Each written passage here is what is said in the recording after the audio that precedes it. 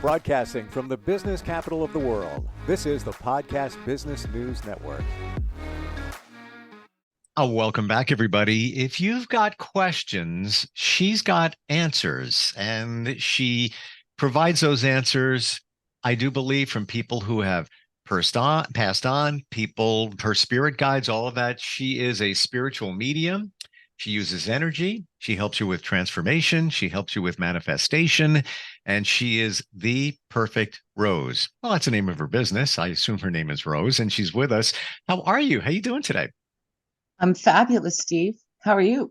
I'm really good. I'm so glad you're here. Lots to talk about. Um, the perfect Rose. Love the name. You are Rose. How did that name come up? Okay, so first, I think I got to give a little bit of background. Ever since I was a kid, I knew I came to assist, but I didn't necessarily know how that was going to happen. So I used to joke and say, I helped little old ladies cross the street. I figured that was helping people, So, Mhm. but so years later, I would go on my spiritual journey on a deeper level, and I was at a workshop, and that's where I got my mission. It was told to me by the angels, and then after that, I was shown a piece of my mission, which was going to be this deck called the Perfect Rose deck, and it was going to be my whole journey, the Perfect Rose deck. And it was going to be my whole journey of my spirituality, kind of helping people heal themselves and sharing it with others. So then I decided to call my business the Perfect Rose.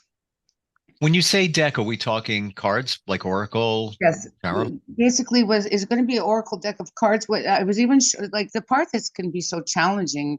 I had a vision. So, I had a vision of actually what they were going to look like. It's like they were created already. And there was a rose on it. And actually the rose, it was gold. Like, of course, it had to be pricey. Like, I mean, gold is sparkling gold, the cover. And the rose didn't have thorns on it, though. And it had a specific look. So, but I realized, I think in my heart, our perfection is our connection with God, our higher self, like what we came to earth to be.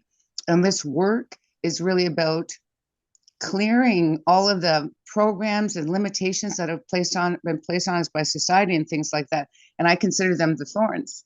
So the reason why the rose was thornless is my job is to help you eliminate those parts that prevent you from being what you came to earth to be, which is your unique, authentic self, which is like a frequency that you're meant to contribute to the earth itself, because we're all important that way.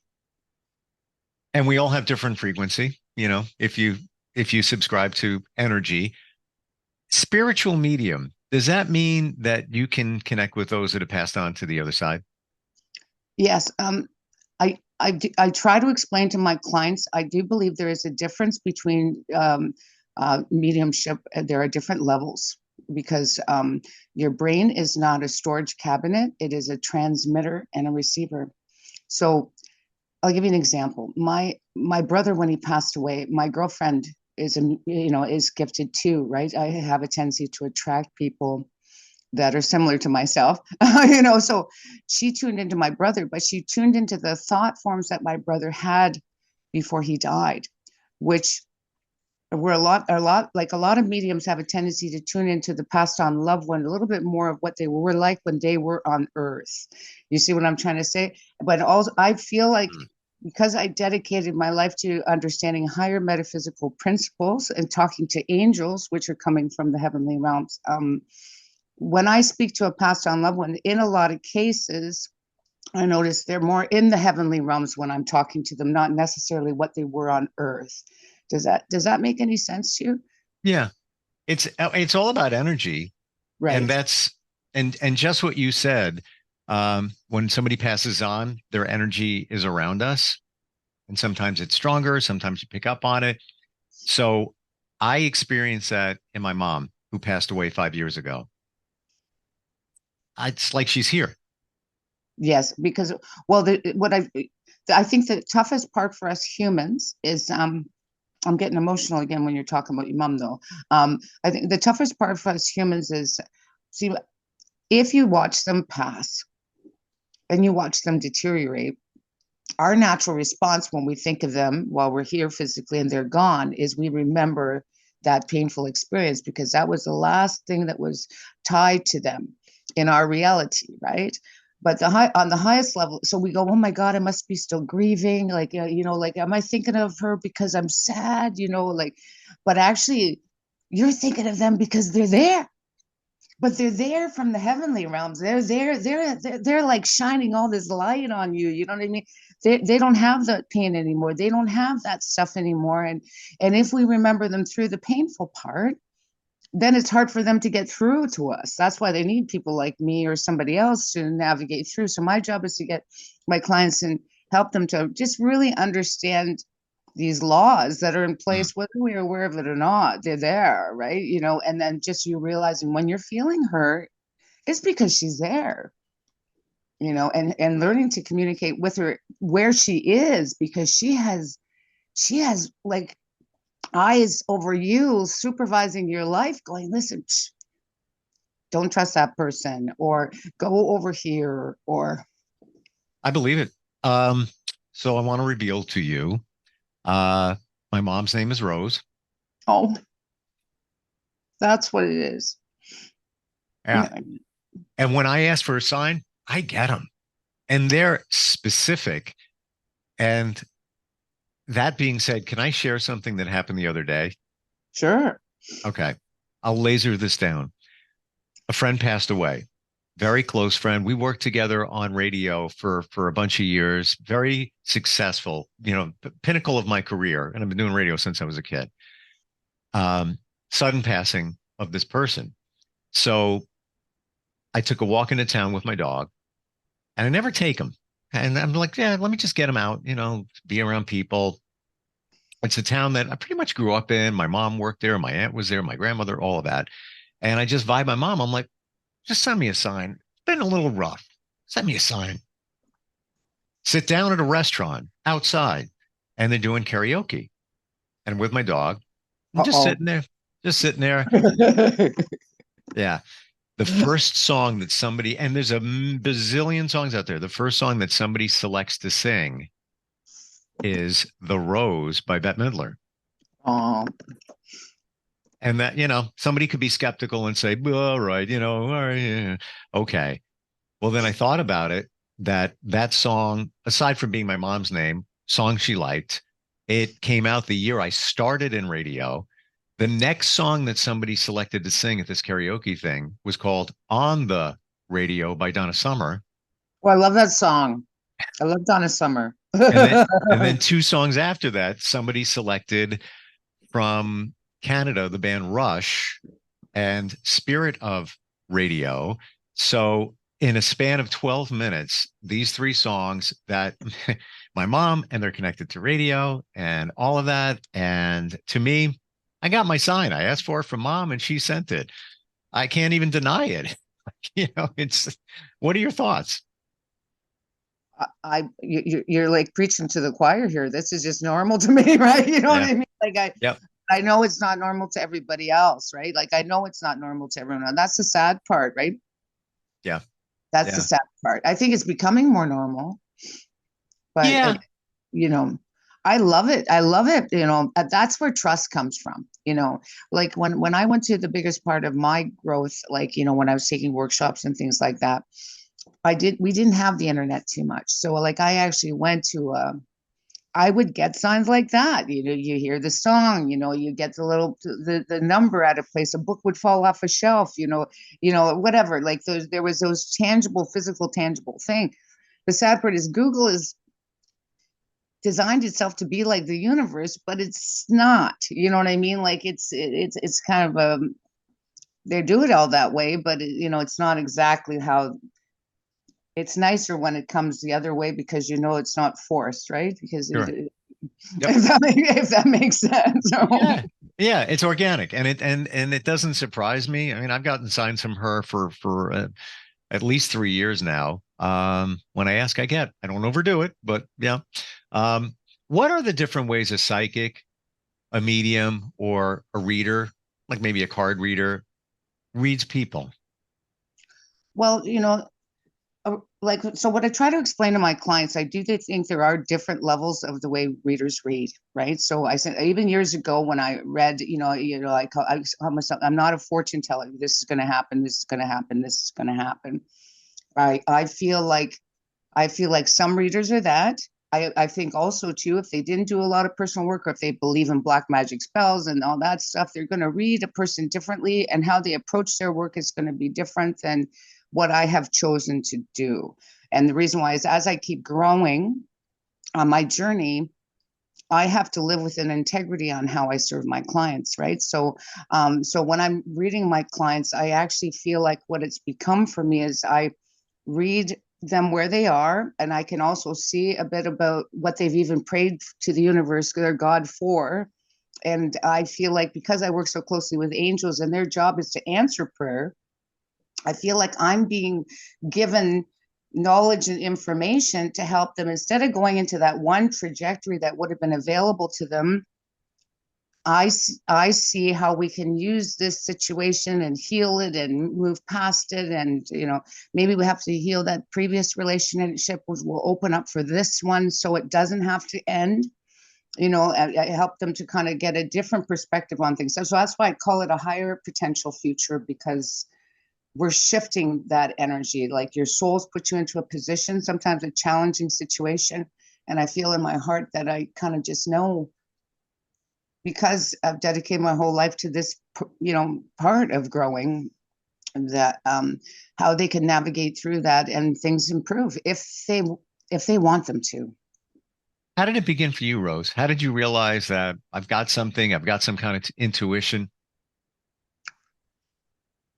I don't know if I always saw it as psychic. I just know that I was always just interested. I was always just a very deep, introspective, even child. Like, I mean, I remember just being very contemplative. My dad did teach meditation classes, like, so I started meditating and things like that when I was young. 7 years old, 5 years Wow. old. A little bit just trying to learn how to do things like that. That doesn't mean I was like I just had a depth beyond maybe the other people in my reality. I had a depth of knowing and understanding beyond that of other people in my reality. So one of the things you do is read cards. And is it tarot, or is it oracle, or none of the above? I'll be honest with you, I don't even really use the cards anymore. Oh, wow. Okay. Yeah, so Hmm. so that's the part. I have tons of decks. Don't get me wrong, but most of them have become oracle. So I started with the tarot when I was 14 or 15, and I'm definitely not that now. And so so I what happened was, there was a certain part of my journey where I prayed for the highest possible reading, because I had come across some information from the life and teachings of the masters of the Far East. These gentlemen went on an expedition, and they met Jesus. He actually manifested into form. Um, so they were taught all these different things. And basically, what was said in it was that you have to be very careful when you do the tarot, because there are some negative cards, and those negative cards can affect people's subconscious minds.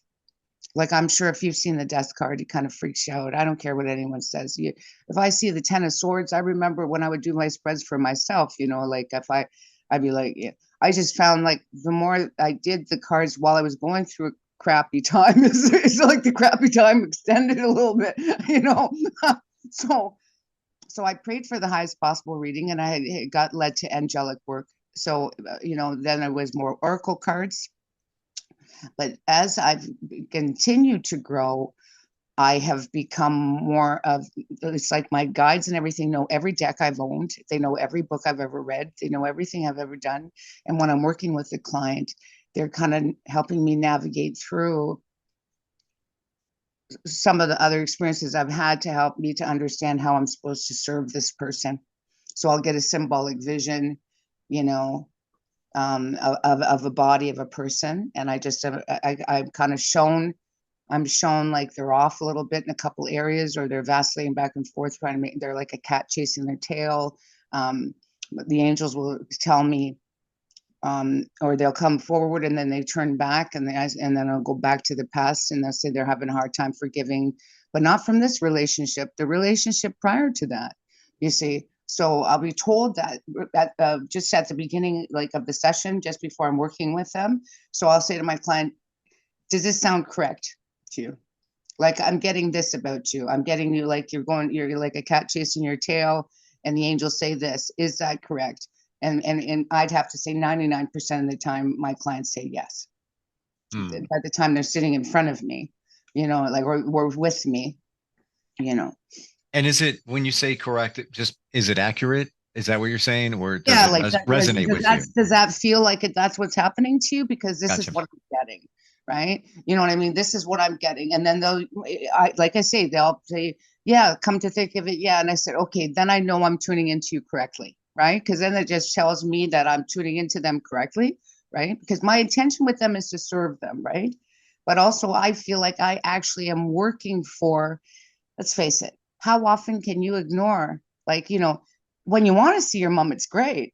But if you're in a different mood, or you can ignore your mom or your angels too, right? See, like, I'm sitting there, they're coming to me for assistance, but they can't ignore me because I'm not, because I'm sitting across from them, kicking their butts sometimes. Yep. Can you share like something that may have happened with a client, a reading, something that really stood out for you, even kind of like wowed you?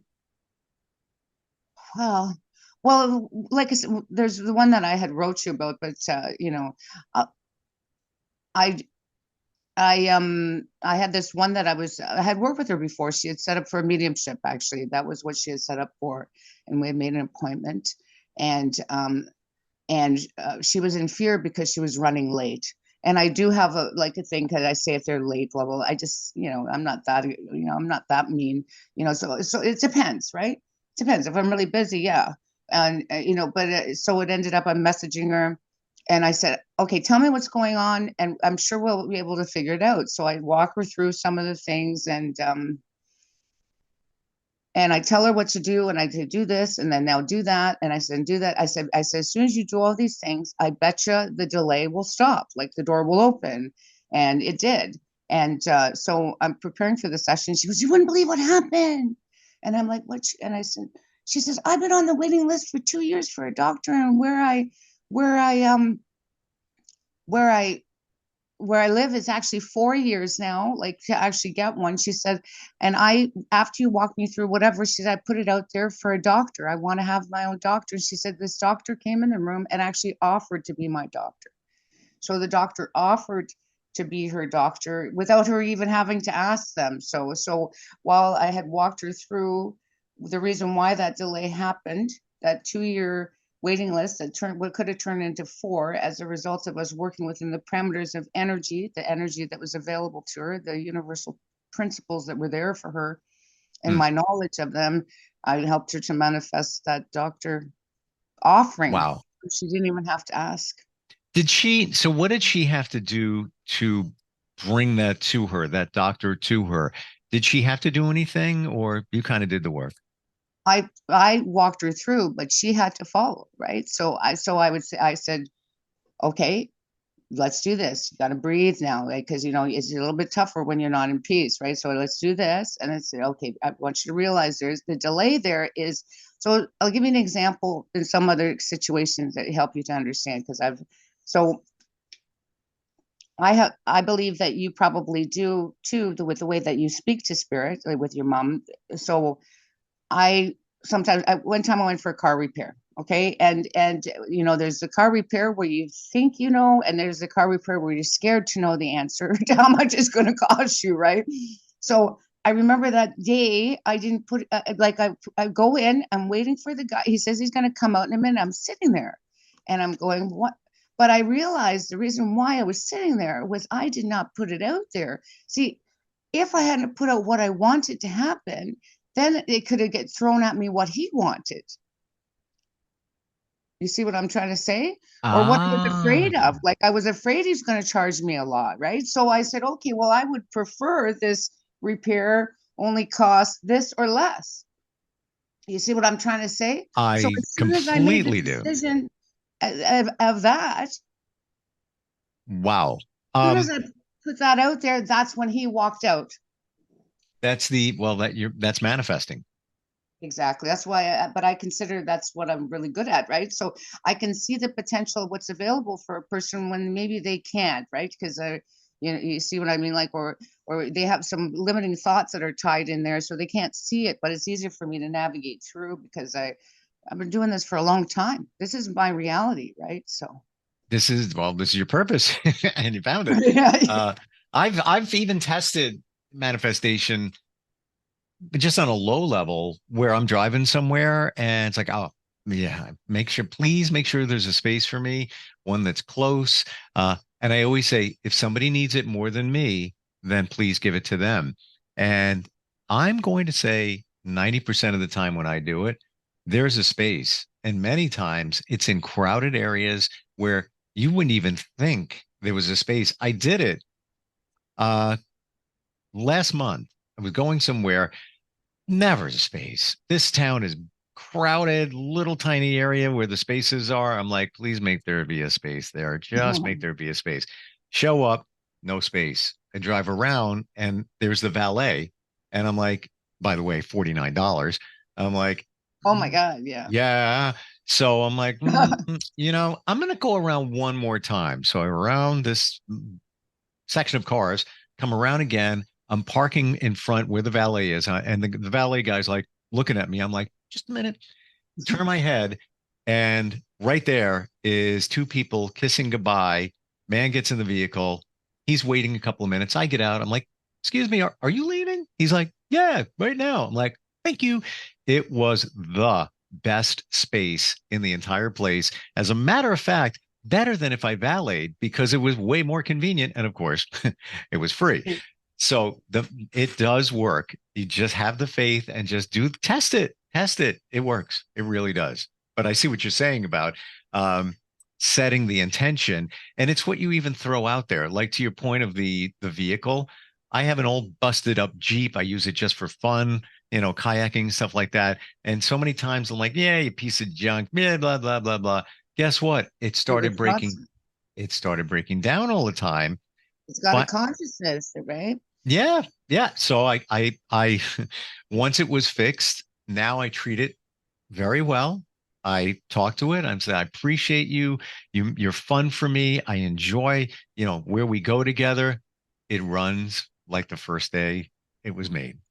I make my appliances last forever, but you know what I mean? Like, well, because I started to take on animals, like, so like what, so I, I, I believe in my heart it's because of the fact that I do appreciate what they say, that the reason why things deteriorate is you're not focusing on them anymore.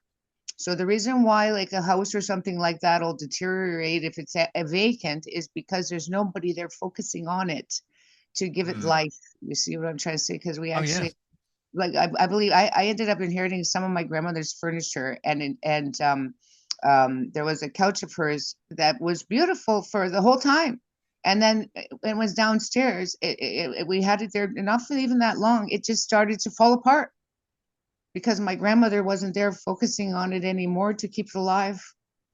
Well, doesn't that also apply to our bodies? If we don't focus on our bodies, we just, let it go. Don't even think about, what we eat, exercise, all of that stuff. I know it's obvious and rhetorical, but what happens to a body? It starts breaking down. Well, Hmm. it can. I know I've kind of shifted. I was very more obsessive before, but my poor body and I've gone through a little bit in this past few years, but it's still loving me, and thank God, because we've gone through a lot. Yeah. Hmm. Gotcha. Wonderful talking with you, Rose. If somebody wants to reach out to you, maybe they want to ask you a question, get a reading, whatever, what's the best way? So, well, I do want to share one more thing, if that's okay, is Sure. I do want them to understand that my work has become, I'm not just a reader and I'm not just a healer, I'm both. So sometimes my sessions can be a little bit longer. I feel like that when I grew exponentially, I really like to combine my energy work with a reading. So that way because if you've noticed, it's not just changing your thoughts, it's the energy around something, that helps things to move faster. So I just like to educate people a little bit more about that before. So my business is called The Perfect Rose, and my website is www.theperfectrose.ca. My email address is rose@theperfectrose.ca, and my phone number is 905-526-9694. And I look forward to serving you when the time is right. And I do pray for my clients to feel guided to work with me. I feel like when they feel drawn to my work, then, because when the universe is working on orchestrating an answer to a prayer, it's supposed to be beneficial for everyone concerned. Wow. You run deep in a good way. And I'm pretty deep too. yes. And we just skimmed the surface today. Fabulous talking with you, Rose. Appreciate all your insight, and looking forward next time we might have a chance to get together. Lots of love to you, Steve. And actually, my ex's name is Steve, and he passed away just at the beginning of the pandemic. And I was so close to him that I knew there was something going on with him before he passed. What are the chances of my mom being Rose? I know. I figure I better mention that to you. You're getting goosies. Yeah. Steve, I'll be honest with you. He was the love of my life. He was the only man I ever really lived with. And they didn't listen to me. And so I had to bug them for 2 days. They wouldn't listen. And that's the most painful part of my work is when a lot of people do not listen. So I have to be very aggressive. So even though I'm very kind and loving, I've had to become tough and aggressive when I know that there's something that needs to be addressed. You feel it, you need to share it. That's what it is. And you're getting it for a reason. So wow. Lots of love to Steve. And I definitely feel my higher self. I guess we definitely were supposed to do this. And I'll bet you if push them. I'll bet you the synchronicities, if we keep hammering away, more will come up. I don't even doubt it. Yeah, exactly. That's for another time. What astrological sign are you? I jokingly say I have something in common with everyone because I was born a virgin. No, I'm a Virgo. You? What are you?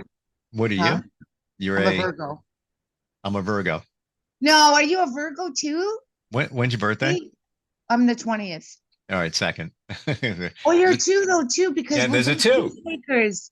Yeah. We're both peacemakers. Like I said, yes. Like I said, the more we hammer away at this, the more. Honey, you just made my day. I'm telling you, there's goosebumps. Wow. All right. Thank you. Listen, lots of love, sweetie. Best to you, and we'll talk soon, okay? Yeah. Thanks. Bye. All right, we'll be right back.